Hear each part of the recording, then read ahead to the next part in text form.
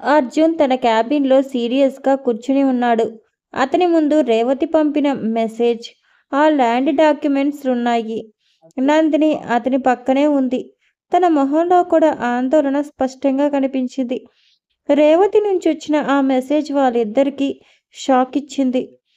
రేవతి చాలా దూరం వెళ్తుంది నందిని. కేవలం బిజినెస్ డీల్ కాదు, మనల్ని భయపెట్టాలని చూస్తోంది. అర్జున్ కోపంగా అన్నాడు.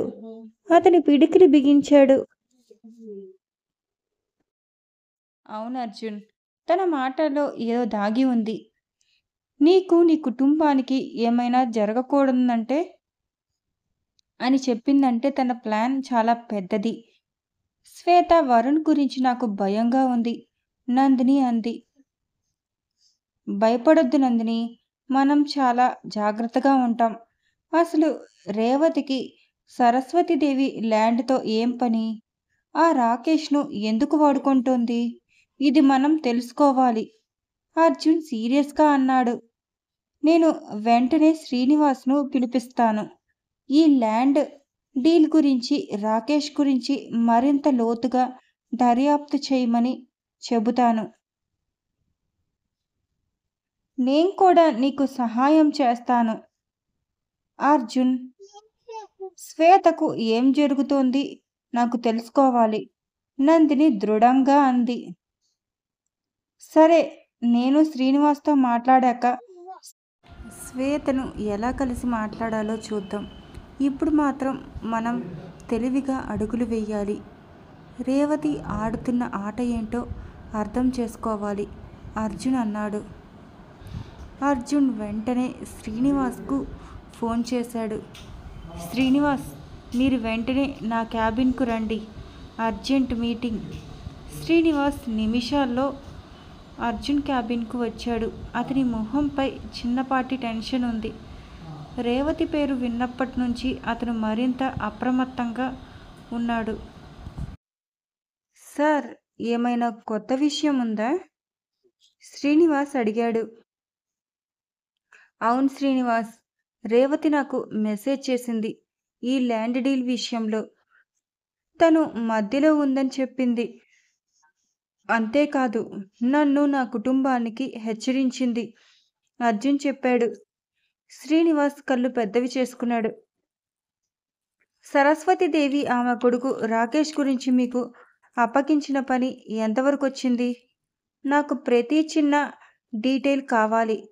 వాళ్ళ బిజినెస్ బ్యాక్గ్రౌండ్, ఎవరితో సంబంధాలున్నాయి, ముఖ్యంగా రాకేష్ ఇప్పుడు ఏం చేస్తున్నాడు, ప్రతిదీ. అయ్యో సార్, రేవతి గారు ఇలా చేస్తారని ఊహించలేదు. చాలా సీరియస్ విషయం. నేను మా టీంని ఇప్పటికే అప్రమత్తం చేశాను. సరస్వతీదేవి గతంలో కొన్ని లీగల్ ప్రాబ్లమ్స్లో ఉన్నట్లు తెలిసింది. అయితే అవి పెద్దవి కావు. ఆమెకు చాలా ఏళ్లుగా బిజినెస్ వరల్డ్లో సంబంధాలు లేవు. ఇక రాకేష్ విషయానికొస్తే అతను ఇటీవలే లండన్ నుంచి వచ్చాడు. అక్కడ ఆర్కిటెక్చర్లో మాస్టర్స్ చేశాడట. ఇక్కడ ఒక చిన్న స్టార్టప్ కంపెనీలో పార్ట్నర్గా ఉన్నాడు. అతని గురించి ఇంకా లోతుగా తవ్వుతున్నాం సార్, శ్రీనివాస్ వివరంగా చెప్పాడు. లండన్ నుంచా? ఇక్కడ స్టార్టప్పా? సరే, ప్రతి డీటెయిల్ నాకు నిమిషాల్లో కావాలి. ముఖ్యంగా సరస్వతీదేవికి రేవతితో ఎలాంటి సంబంధం ఉంది అనేది కనిపెట్టాలి. వాళ్ళు బంధువుల, వ్యాపార భాగస్వాముల, లేక రేవతి సరస్వతీదేవిని కేవలం వాడుకుంటుందా? ఇది నాకు క్లారిటీ కావాలి, అర్జున్ ఆదేశించాడు. తప్పకుండా సార్, నేను వెంటనే టీంను వేగవంతం చేస్తాను. శ్రీనివాస్ వెళ్ళిపోయాడు. రాకేష్ జీవితంలో కొత్త మలుపు. హైదరాబాద్లోని ఒక చిన్న రెస్టారెంట్లో రాకేష్, శ్వేత కలిసి కాఫీ తాగుతున్నారు. రాకేష్ తన మనసులో ఉన్న టెన్షన్ను బయటకు చూపించకుండా నార్మల్గా ఉండేందుకు ప్రయత్నిస్తున్నాడు. శ్వేత మొహంలో సంతోషం స్పష్టంగా కనిపిస్తోంది. రాకేష్, నువ్వు హైదరాబాద్కి వచ్చాక చాలా హ్యాపీగా ఉంది. కాలేజ్ రోజులు గుర్తుకొస్తున్నాయి. శ్వేత నవ్వుతూ అంది. నువ్వు ఆర్కిటెక్ట్ అయ్యావని తెలిసినప్పుడు చాలా ఆశ్చర్యమేసింది.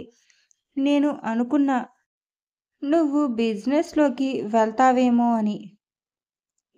అవును శ్వేత, నాన్న బిజినెస్ నాకు పెద్దగా ఇష్టం లేదు. ఆర్కిటెక్చర్ అంటే ఇష్టం. అందుకే లండన్లో మాస్టర్స్ చేసి వచ్చాను. ఇప్పుడు ఒక స్టార్టప్ పెట్టాను, రాకేష్ అన్నాడు. అతను సరస్వతీదేవి గురించి, రేవతీదేవి గురించి మాట్లాడటానికి సంకోచించాడు. స్టార్టప్పా? చాలా బాగుంది రాకేష్. నువ్వు చాలా టాలెంటెడ్ అని నాకు తెలుసు. శ్వేత రాకేష్ను పొగిడింది. ఆమె కళ్ళల్లో ఒక మెరుపు. నువ్వు కూడా బాగా సెటిల్ అయ్యావని విన్నాను. ఎంగేజ్మెంట్ అయ్యింది కదా? ఎప్పుడు పెళ్ళి? రాకేష్ అడిగాడు.